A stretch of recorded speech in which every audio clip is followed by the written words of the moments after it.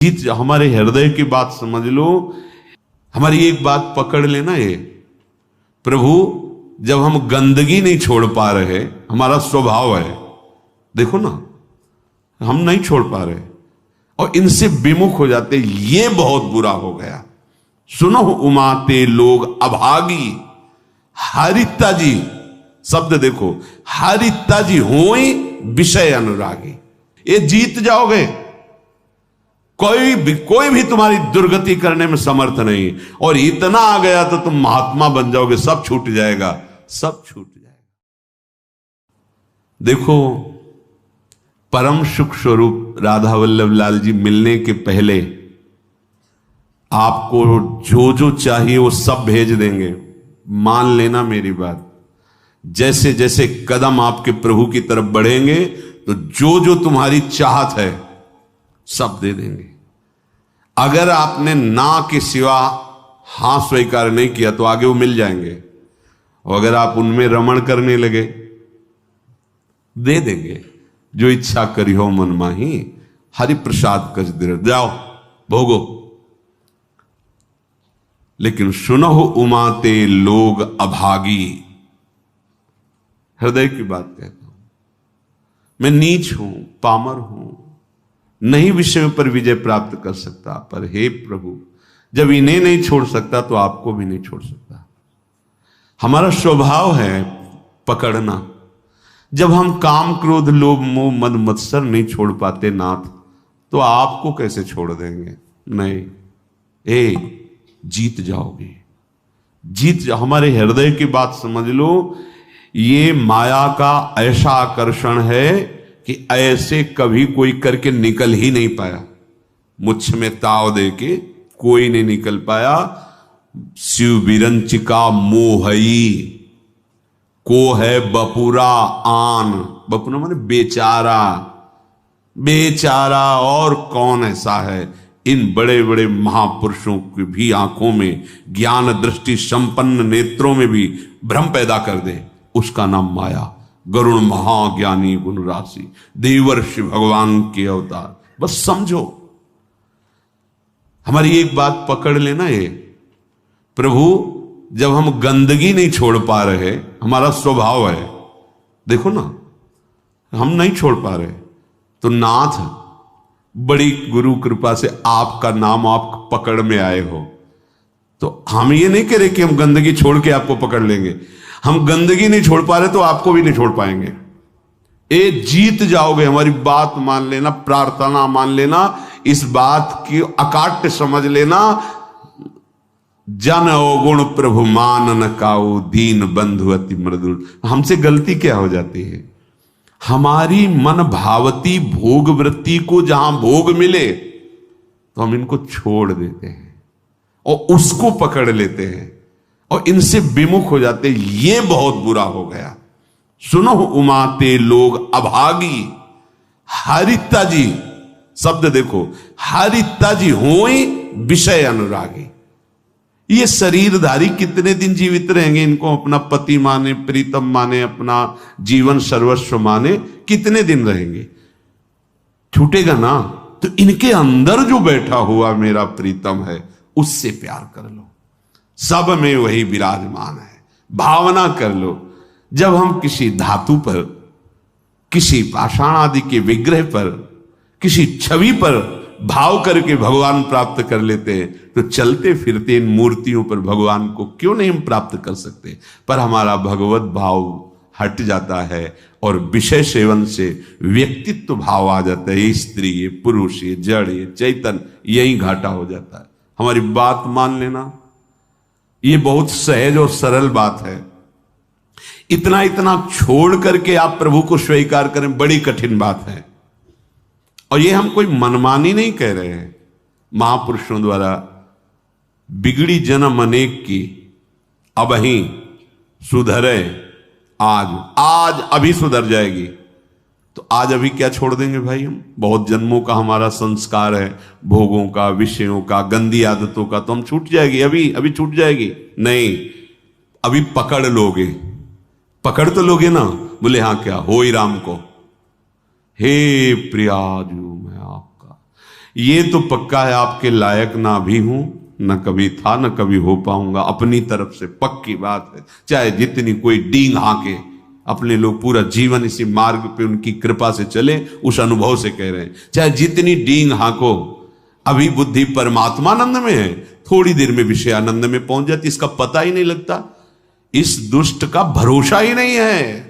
भरोसा तो प्रियाजू के चरणों का है कि वो अपने चरण चिन्ह अंकुश से हमारे मन को फंसाए हुए अगर वो छोड़ दे तो अभी ये खेल कर दे संसार का। बहुत विचित्र है, बहुत विचित्र। निज अनुभव ये कहो खगेसा। आचार्य चरण कहते हैं, हितजू महाराज, ना जानो छिन अंत कवन बुद्धि घटई प्रकाशित। कोई भरोसा नहीं, ये बुद्धि कब कहां कैसे। भरोसा तो भरोसो दृढ़ इन चरणन के। हमारे हृदय की बात हमारे गुरुजनों से जो प्राप्त हुई है, हम छोड़ नहीं पा रहे हैं, असमर्थ हैं, पर हम पकड़ने में बड़े चतुर हैं। तो प्रभु गुरु कृपा से आप का नाम, आपकी बात, आपका आश्रय पकड़ में आया है। आपको देख तो नहीं पा रहे, आपका आश्रय पकड़। तो जब ये नहीं छोड़ सकते तो हम आपको भी नहीं छोड़ सकते। ये जीत जाओगे, कोई भी तुम्हारी दुर्गति करने में समर्थ नहीं। और इतना आ गया तो तुम महात्मा बन जाओगे, सब छूट जाएगा, सब छूट जाएगा। क्योंकि जैसे जैसे ज्ञान का प्रकाश होगा, अज्ञान नष्ट होता चला जाएगा। अगर हम इससे कोई कहे कि सब छोड़ करके फिर प्रभु की शरण में आओ, तो असमर्थ, सब असमर्थ हैं, सब। घोर वैश्याचारी भी, वैश्यागमन करने वाले भी जब भगवान की शरण में आए तो महात्मा बन गए। करो सद्यते साधु समान। हमें तो एक ही बात समझ में आई है कि इनकी कृपा से इनको जाना जाता है, इनको पाया जाता है, इनकी साधना होती, इनका भजन होता है। सच्ची बात कह रहे हैं, अपनी तरफ से हम शून्य हैं। अपने को देखा है, अपनी तरफ से हम शून्य हैं, कोई भी अंक नहीं है। कोई अंक है तो आपकी कृपा का है, अन्यथा नहीं है। ये निष्ठाएं इन्हीं की कृपा से जागृत होती है। जब दिखाई देता है अब कोई सहारा नहीं, तो ये बेईमान मन फिर भागता है प्रियाजू के चरणों की तरफ कि अब कोई रास्ता ले, अब तो पकड़ ले, अब तो पकड़ ले। जब कोई तेरा ले तो पकड़ ले, ये कृपा होती है। और इसका स्वभाव पकड़ लेता है तो छोड़ना बड़ा कठिन होता है। बस यही हमारी विजय का हेतु होगा। अगर हम सत्संग के द्वारा भगवत नाम, भगवत धाम, भगवत चरण सेवा की निष्ठा पकड़ ले, काम हो जाएगा।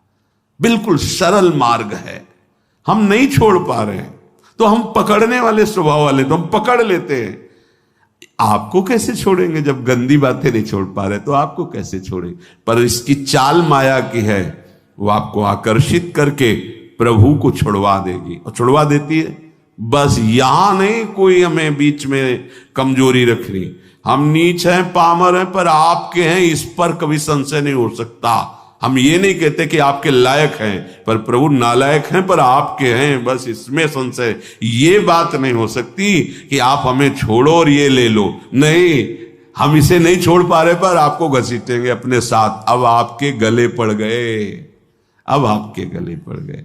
अब ये पट्टा आपके नाम का है। अब आप देख लो किसको रोकना है, किसको हटाना है, वो आप जानो नाथ। अब आपको नहीं छोड़ सकता। क्षुत्रिड वाधास त्वसैहास तदपि नहीं पदम यामी वृंदाटवीति। अब हम एक कदम भी धाम को नहीं छोड़ सकते, चाहे जैसी परिस्थिति। ऐसे ही हम निरंतर नहीं जप पा रहे, पर कोशिश करेंगे कि नाम हमसे न छूटे।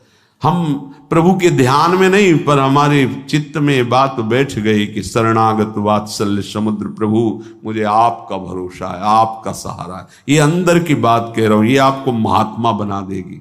अपने मन की बात जो प्रभु की बात से मिले वही प्रमाणित मानी जाती है। भगवान कह रहे हैं, अपिचेत सुदुराचारो भजते माम अनन्य भाग।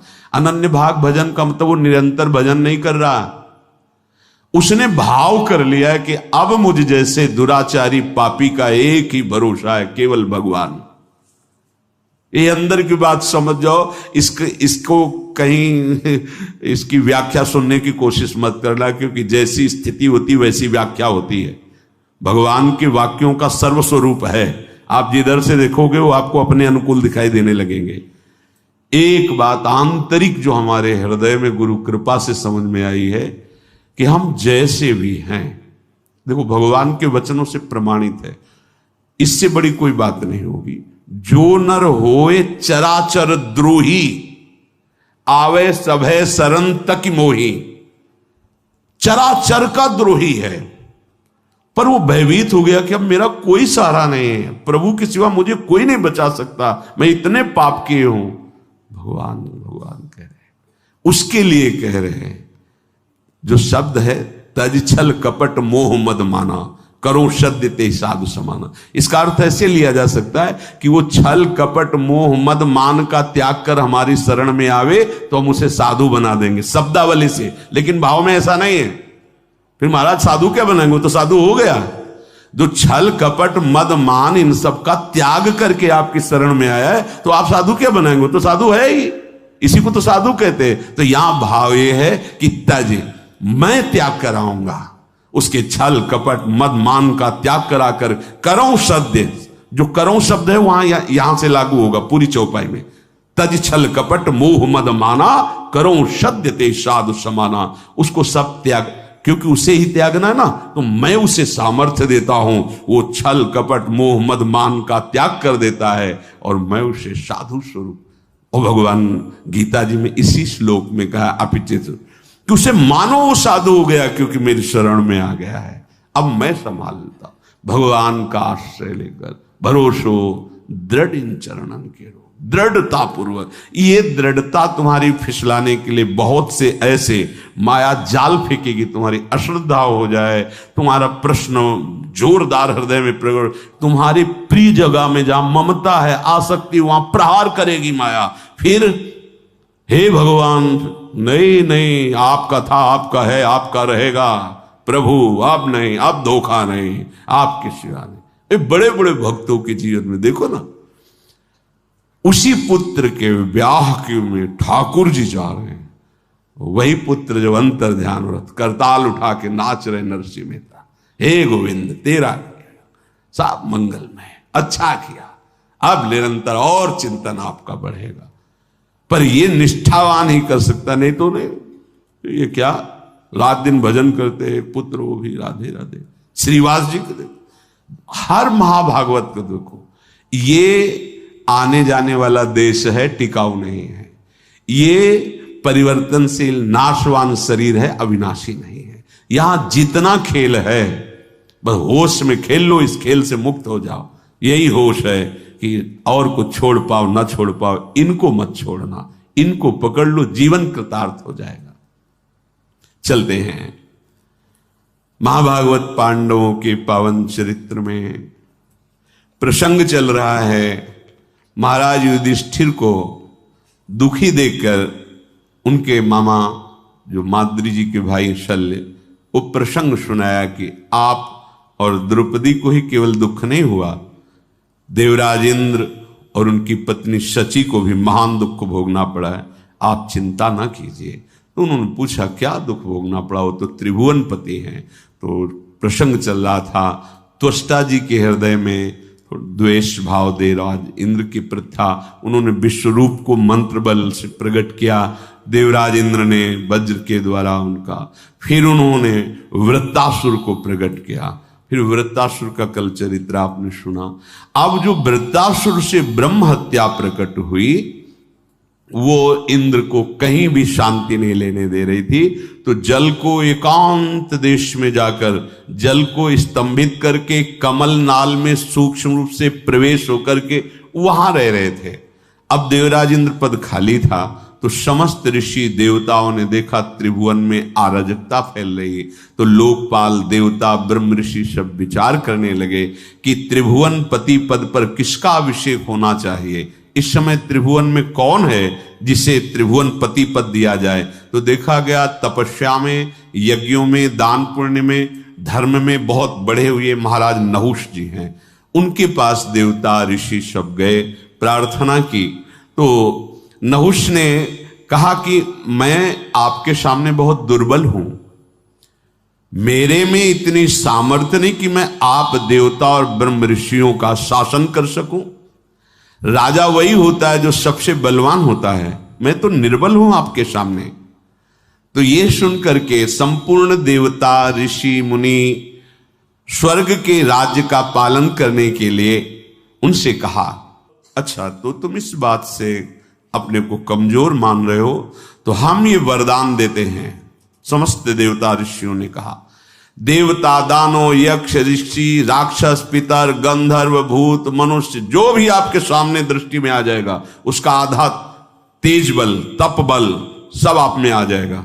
अब आपको कोई परेशानी, आप स्वर्ग में ब्रह्म ऋषियों के द्वारा आदर पाकर के त्रिभुवनपति आसन पर बैठे।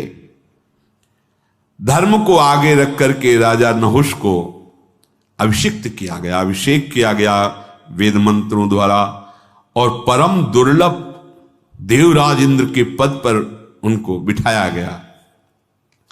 अब को नरस जन्मा जग माही प्रभुता पाहि जाहि मद नाही। कौन ऐसा है जो संसार में बड़ा पद मिल जाए और अभिमान ना आ जाए? यही रोग इनको भी लग गया।